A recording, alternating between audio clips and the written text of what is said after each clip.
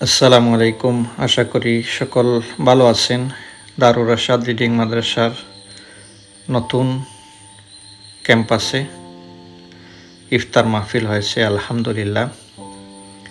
এই ইফতার মাহফিলে অসংখ্য মানুষ উপস্থিত হয়েছেন, এলাকার গণ্যমান্য ব্যক্তিবর্গ। সকলের উপস্থিতিতে মাদ্রাসার জন্য কেনা নতুন জায়গায় ইফতার মাহফিল হয়েছে আলহামদুলিল্লাহ। এই ইফতার মাহফিলটি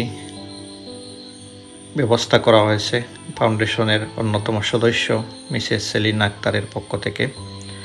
তিনি আমেরিকায় থাকেন, আল্লাহ যেন ওনার এই ডোনেশনকে কবুল করেন।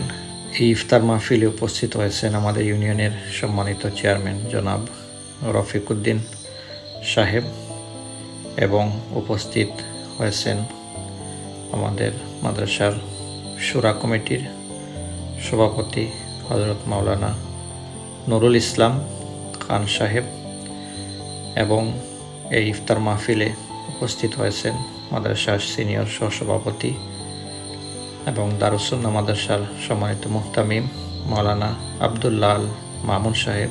উপস্থিত হয়েছিলেন সমাজসেবক জনাব আতাউর রহমান সৈয়দ সাহেব, এবং উপস্থিত ছিলেন বালিকা উচ্চ বিদ্যালয়ের সম্মানিত প্রধান শিক্ষক জনাব কয়সর আহমদ সাহেব।